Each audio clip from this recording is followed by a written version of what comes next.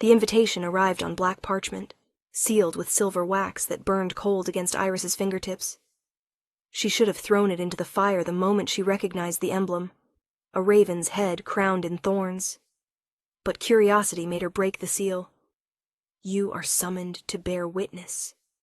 No signature, just an address she knew too well. The Raven Crest Estate, perched on the cliff overlooking the valley where she'd grown up, where she'd loved, where she'd been destroyed. Iris crumpled the paper, hands shaking. 4 years. 4 years since she'd fled this town, since she'd packed everything that mattered and driven until the mountains became plains, until she could breathe without tasting pine and blood. 4 years since Damon Ravencrest had chosen another. And now he dared summon her back. You're not actually going. Her roommate stood in the doorway, arms crossed. Tell me you're not that stupid. I have to. You don't have to do anything for him. He never owned me, Iris wanted to say, but that would be a lie. For 3 years Damon Ravencrest had owned every piece of her time, her body, her foolish heart, until the night he'd stood before his family and declared another woman his mate. It's not about him, Iris said quietly. It's about me. I need to see it with my own eyes so I can finally let it go. The drive took 7 hours. 7 hours of her stomach twisting tighter with each familiar landmark. By the time she reached Ravencrest proper, dusk had painted the sky in bruised purple and dying gold. The Ravencrest mansion rose from the cliffside like something from a Gothic nightmare. All sharp angles and blackened stone, surrounded by ancient pines that seemed to lean in, listening. Cars lined the driveway. The pack had come out in force for her replacement's coronation. Iris parked at the far edge and sat for a moment, hands gripping the steering wheel. Good, she thought bitterly, looking at her tired reflection. Let him see what he did. The great hall blazed with candlelight and ceremony. Iris slipped in through the side entrance, keeping to shadows along the back wall. All eyes faced forward toward the dais where Damon Ravencrest stood beside a woman who could have been carved from marble. His Luna. Victoria Northwood, daughter of the most powerful pack in the Northern Territories. Beautiful, poised, everything Iris, a human raised on the edges of pack territory, could never be. Damon looked exactly as she remembered. Tall, broad-shouldered, with dark hair that curled at his collar, and eyes the color of winter storms.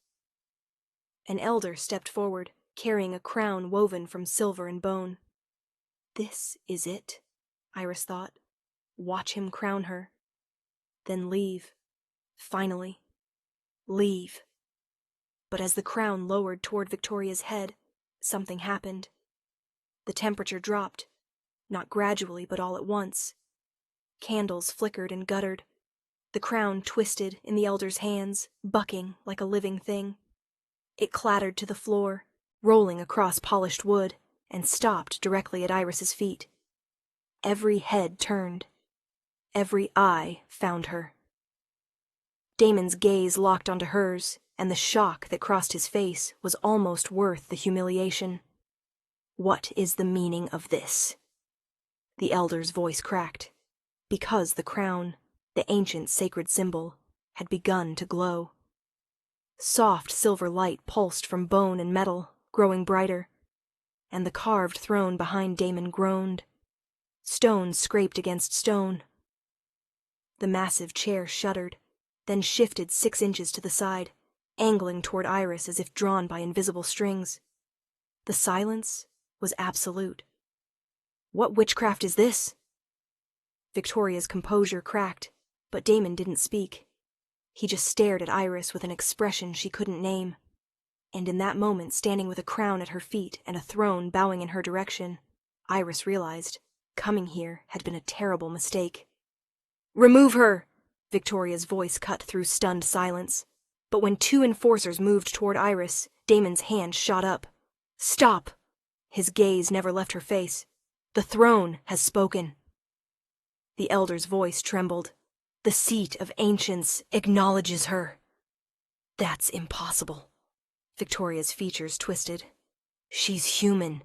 She has no claim. The throne does not recognize humanity or its absence, the elder interrupted. It recognizes fate. The word hung like smoke. I don't want this, Iris found her voice. I shouldn't be here. She turned toward the door, but Damon moved faster than should have been possible. One moment on the dais, the next blocking the exit. Don't! His voice dropped low. Don't run! Not again. You don't get to ask that of me, she said. Not after... I know. Something raw flickered across his face. But we need to talk. Away from here. There's nothing to talk about. You made your choice 4 years ago. Did I? The question sounded bitter.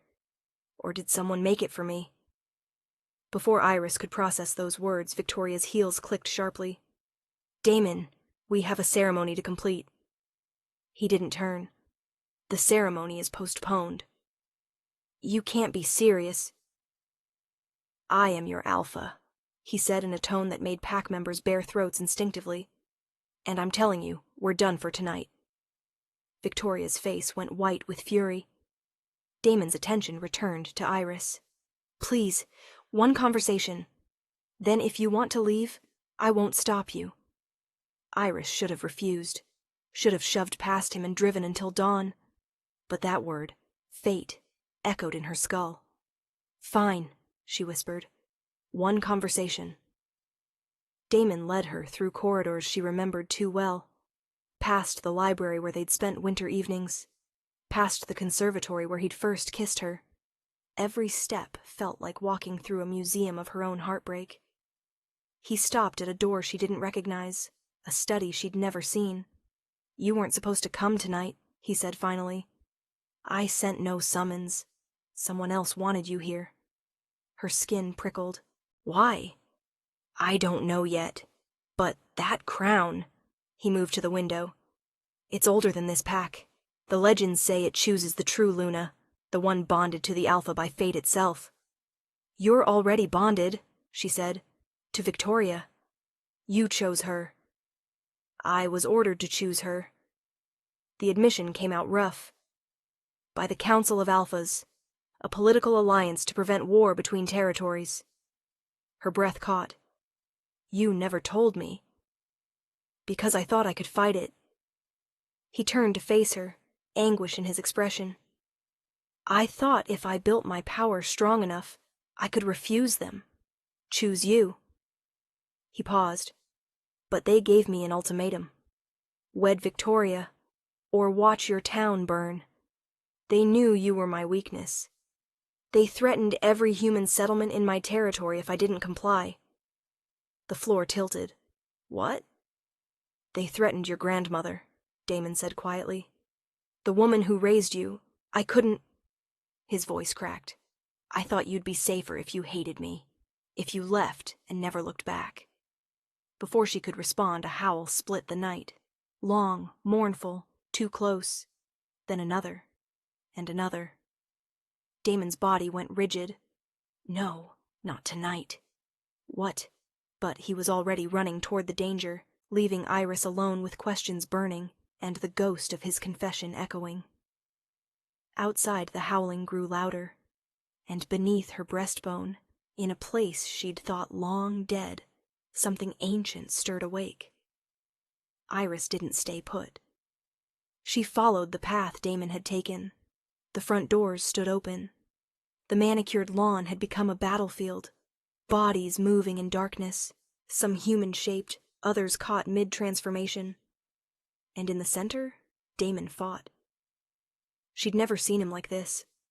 4 years ago he'd kept this part carefully hidden, as if his wolf was something shameful. But now, watching him move with inhuman speed and savage grace, she understood what she'd been protected from. Not his violence, his power. He was magnificent and terrifying. Stay back! Marcus, Damon's second, blocked her path. Blood streaked his torn shirt. A wolf burst from the tree line, heading straight for them. Iris's hand closed around a fallen branch. Ridiculous, useless. But before she could lift it, Something erupted from her chest. Not pain. Power. The wolf yelped and skidded to a halt 6 feet away, whining. Its ears flattened. And then it bowed, head to ground, throat exposed in perfect submission. "What the hell?" Marcus stared at her like she'd sprouted wings. She felt it thrumming beneath her skin, a presence that wasn't hers. Ancient and vast. It pressed outward, and every wolf on the lawn felt it. One by one, the attackers broke off and retreated. Even Damon had stopped fighting, his transformed face turned toward her with an expression caught between awe and grief. The power receded, leaving Iris gasping. Marcus caught her before she hit the ground. "Get her inside!" Damon's voice came out rough, still half growl. "Now!" They brought her to the study. Damon paced like a caged animal while the elder, Aldrich, examined her with 2 keen eyes. "Remarkable," Aldrich murmured. "I've not seen this in 70 years. "Seen what?" Iris demanded. "What's happening to me?" "You bear a Luna's mark." He gestured to her collarbone, where her scar lay, the scar she'd gotten in a car accident at 17. "How did you come by this?" "A wreck. Broken glass." She touched it self-consciously. "What does that have to do with—" "Show me exactly where you crashed." Something in his tone made her heart stutter. "Why?" "Please, Iris." Damon had stopped pacing. His eyes were human again, but haunted. "This is important." She swallowed. "Coldwater Bridge, 8 years ago." Aldrich and Damon exchanged a look that made her stomach drop. "That's impossible," Damon said softly. "I was there that night." The world tilted. "What?" "There was an attack. Rogues targeting pack boarders." His voice went flat. "We were hunting them, and one broke through our line, ran onto the bridge just as—" He stopped, face going pale. "There was a car." Iris's hand went to her scar. She remembered the crash, the terror. But there were gaps in her memory. Black spaces she'd attributed to trauma. "I pulled the rogue off before it could break through your window," Damon continued. "But we went over the side. I never saw you. You were unconscious by the time I climbed back up. I made sure you were breathing. That help was coming. And then I left. Humans couldn't know." "But when I tried to heal the cut on your neck," he said, voice rough, "the mark wouldn't fade." "Because you'd already bonded her," Aldrich finished quietly. "The moment you touched her blood with intention, the moment you chose to save her over pursuing your enemy, you created a soul tie." The room spun. "That's not possible. I'm human." "Humanity is irrelevant to a true bond." Aldrich's face was grave. "The throne recognized what you are, Damon's fated mate, bound to him 8 years ago by blood and choice." Iris looked at Damon, at the raw anguish written across his features. He'd known, maybe not consciously, but some part of him had known from the beginning that what they had was more than human love. "The rogues," she whispered. "They came because of me." "They came because someone told them what you are," Damon said grimly. "Someone who wants to prevent your recognition as Luna." Outside, another howl rose, closer this time, filled with promise. This was only the beginning. 3 days later, Damon's decision was immediate. Iris would stay at the estate under guard until they identified who'd sent the rogues. "Absolutely not. This isn't a debate." He moved to the window. "Someone orchestrated tonight. The invitation, the Crown's reaction, the attack. It's all connected. Then I'll go back to the city. And lead them straight to innocent humans." His voice sharpened. "You felt what happened.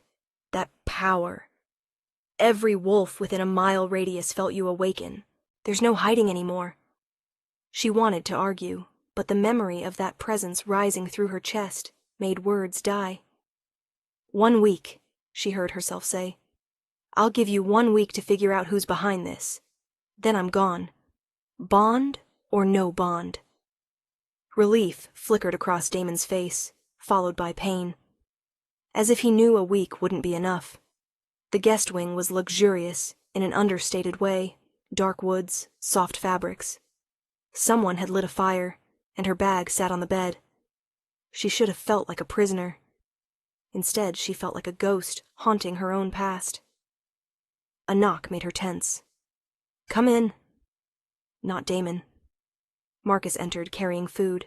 He set it down and lingered, clearly uncomfortable. "Spit it out," Iris said tiredly. "He never stopped looking for you." The words rushed out. "After you left, he hired investigators, scoured every city, drove himself half mad until Aldrich told him tracking you would only put you in more danger."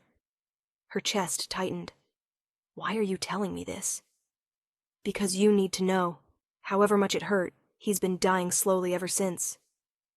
Marcus's jaw tightened. A bonded alpha separated from his mate doesn't just move on.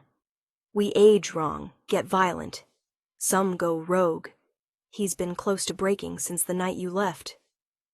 After Marcus left, Iris stood at the window staring at the forest.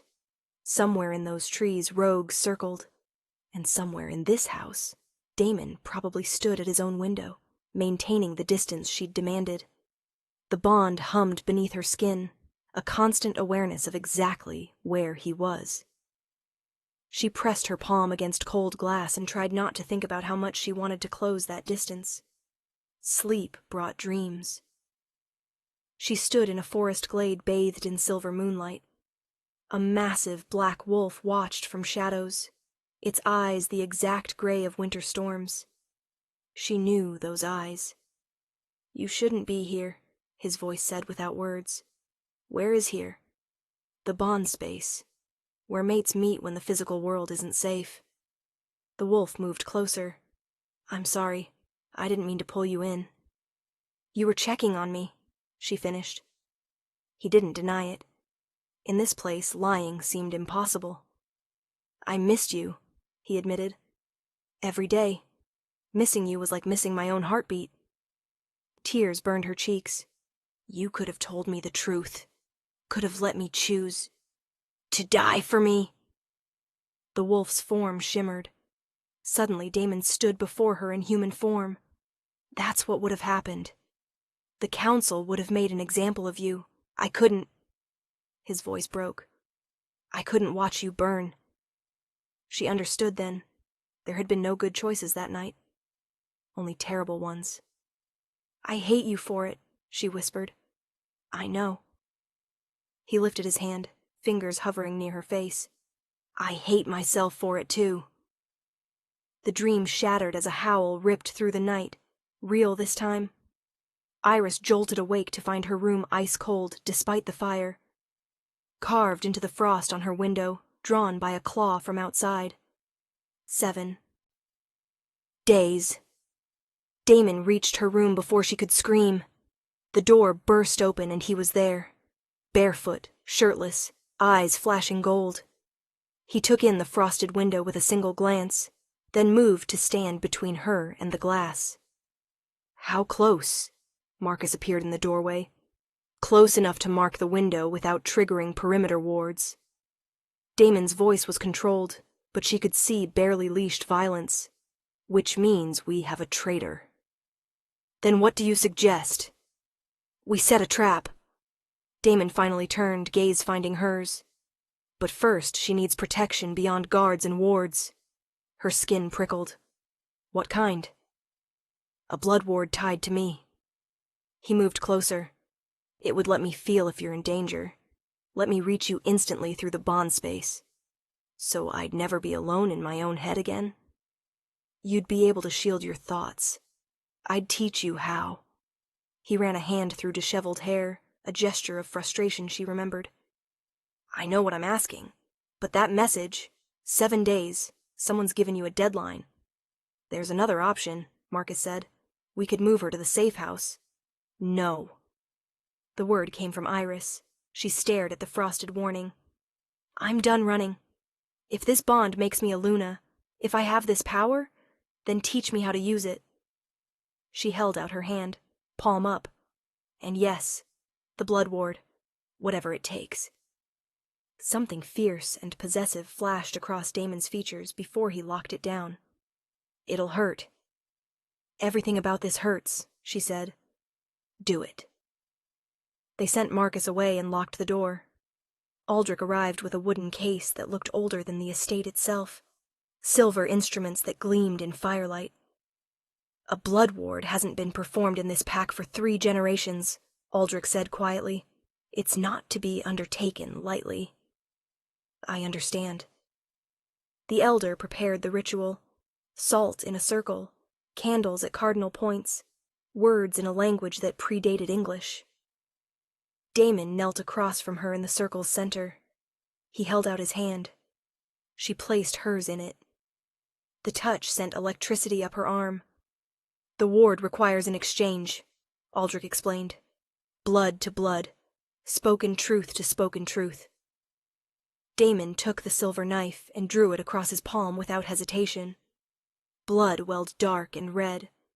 He pressed his hand to her collarbone, directly over her scar. Heat bloomed beneath his touch, spreading through her chest like wildfire. I bind my protection to Iris Ashford. Damon's voice dropped to a resonant tone. What threatens her threatens me. By blood and bond, I claim her safety as my own. The heat intensified until she gasped. She felt him then, not just his hand, but his presence inside the bond. Vast and fierce and utterly focused on her. Now you, Aldrich handed her the knife. Her hand shook as she cut her palm. The pain was sharp, grounding. She pressed her bloody hand over Damon's heart. His breath hitched. I accept this binding, she said, surprised by the strength in her voice. And offer my own in return. What threatens you, threatens me. She faltered. The next words felt too big, too permanent. Damon's free hand covered hers, pressing it harder against his chest. She could feel his heartbeat, rapid and strong. It's all right, he murmured. Say it. You can hate me and still want me alive. The understanding broke something loose. I claim your safety as my own, she finished. The bond exploded between them. Iris cried out as power surged through every nerve. She felt Damon's wolf rise, not separate from him, but woven through his being. Felt his strength and scars, his love and guilt, the crushing weight of leadership. And beneath it all, his absolute unwavering devotion to her. When the power receded, she found herself collapsed against his chest, his arms wrapped around her. It's done, Aldrich said softly. Outside, a wolf howled in challenge. The 7-day countdown had begun. The trap training was brutal. Damon recruited 3 young pack members to act as practice targets. The goal, make them submit without rendering them immobile. Control, not domination. For the first hour, Iris either did nothing or accidentally dropped all 3 into groveling submission so complete they couldn't move. You're thinking of it like a blunt instrument, Damon said, circling her. But Luna authority is surgical. Feel the bond between us. How it exists without effort. That's what you need with them. She closed her eyes and reached for that sensation. The bond thrumming. Alive. Effortless. She extended the same awareness toward the 3 wolves, finding faint threads connecting her to each. Pack bonds. She focused on the smallest thread and thought, sit. The teenager's legs folded beneath him, but his expression stayed alert. Good.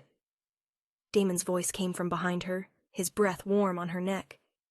Again. They worked until lunch, until she could reliably command simple actions. By the time they broke, exhaustion dragged at her bones. You did well, Damon said, sitting beside her on a stone bench. Better than most. Does she know? Iris asked. Victoria, that the ceremony's postponed? His expression shuddered. She's been informed. She's not pleased. Before she could respond, Marcus burst into the clearing, face pale. We found something in the western woods, a shrine, and a ritual circle. Someone's performing blood magic on Packlands. Damon was on his feet instantly. Show me. The shrine sat in a hollow where sunlight struggled to penetrate.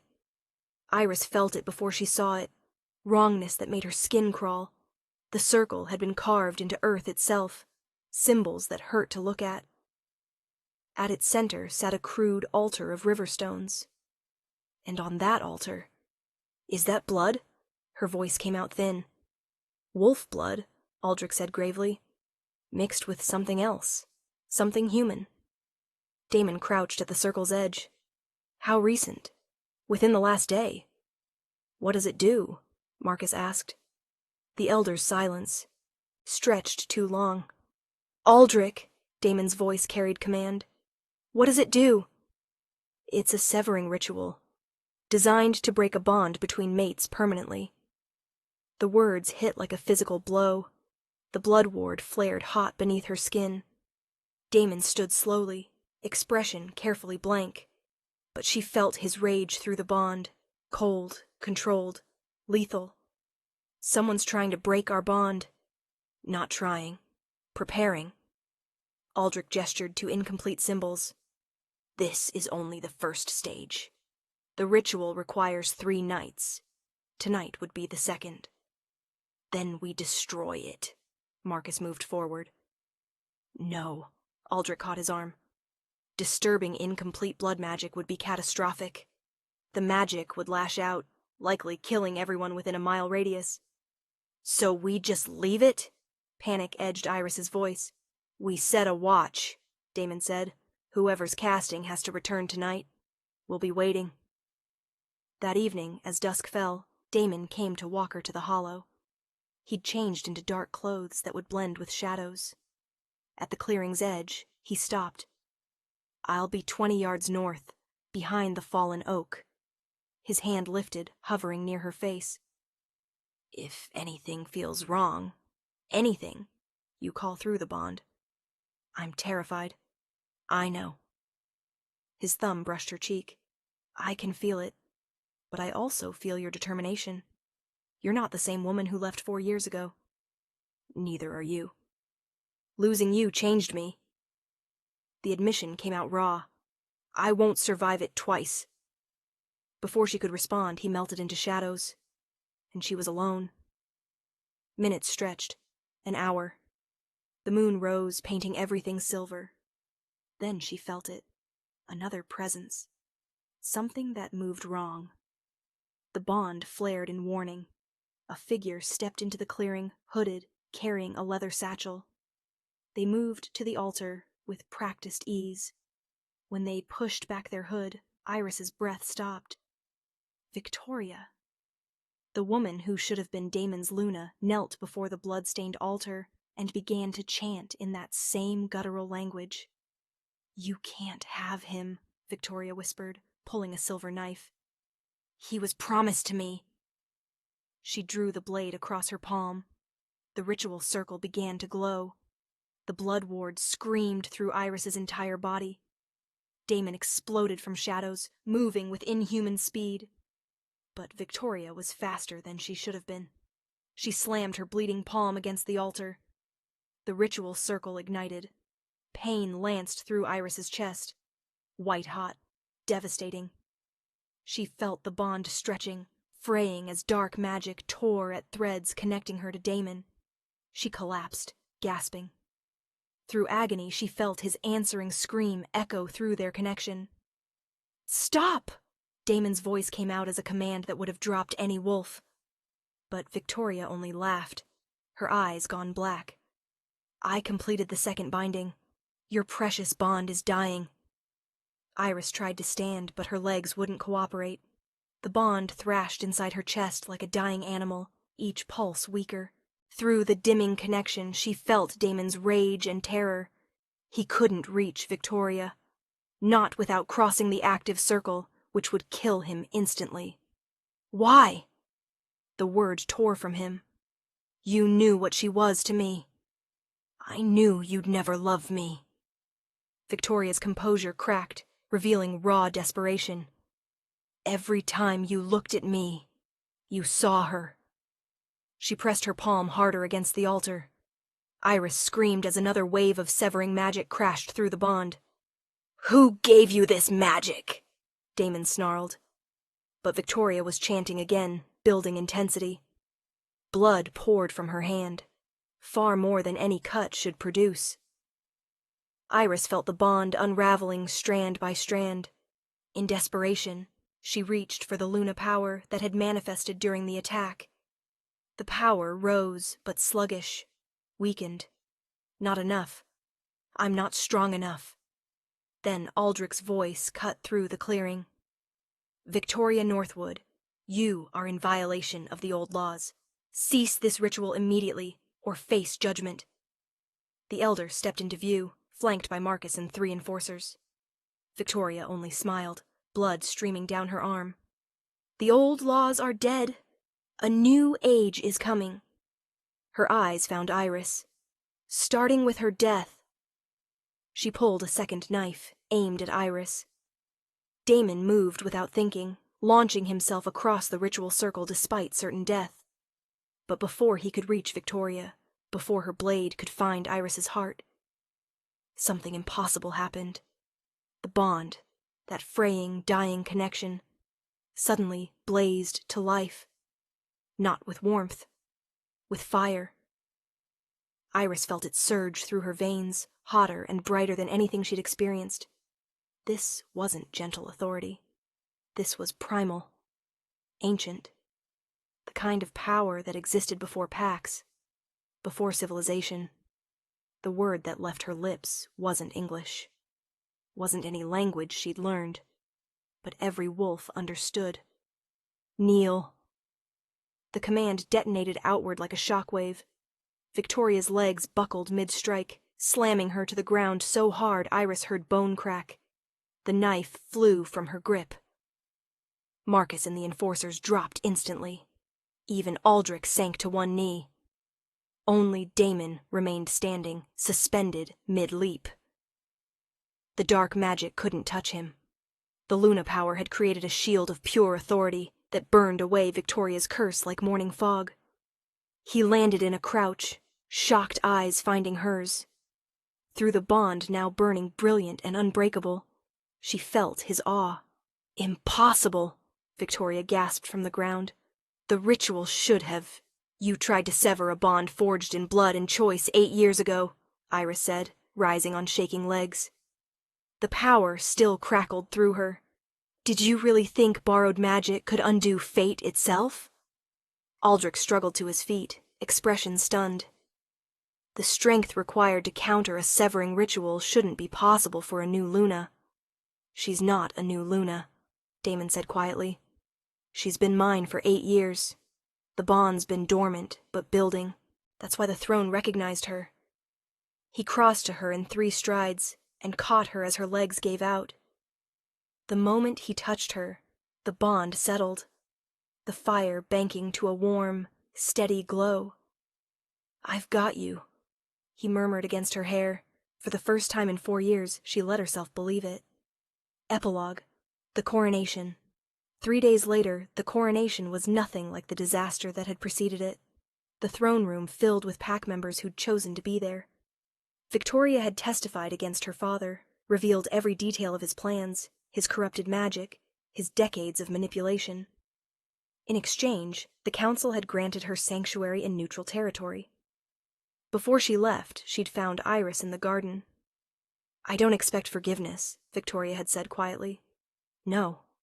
Iris had surprised herself with the truth. It was understandable. Not right, but understandable. Love makes us desperate. "He never loved me," Victoria said without bitterness. "And I knew it. Take care of him." Now, standing before the throne with the entire pack watching, Iris felt that strength settle into her bones. Aldrich stepped forward, carrying the crown. "Iris Ashford," his voice rang through the hall. "Do you accept the responsibility of Luna? To lead alongside your alpha? To protect the pack as your own?" "I do." The words came easily now. Damon Ravencrest, do you accept Iris as your mate, your Luna, your equal in all things? Damon's eyes never left hers. I do. Now and always. The throne room erupted in howls, joyous, celebratory, accepting. Later, in a quiet corner of the garden where night-blooming jasmine filled the air, Damon pulled her close. Regrets? He asked softly. She pretended to consider. The broken ribs weren't ideal. His lips found her temple. Anything else? 4 years, she said quietly. I regret we lost 4 years. I'll spend the rest of my life making up for that. She pulled back to meet his eyes. How about forever? Forever's a good start. He kissed her then, deep, thorough, full of promises they'd both keep this time. When they finally broke apart, Iris rested her head against his chest and listened to his heartbeat. Through the bond, she felt his contentment, his love, his bone-deep relief. About those 7 days, she smiled against his shirt. Whoever sent that threat really underestimated us. His laugh rumbled through his chest. Let them all underestimate us. We'll just keep proving them wrong, sis. In the distance, wolves sang to the rising moon. Her pack, her family, her future. And for the first time in 4 years, Iris was exactly where she belonged. Home.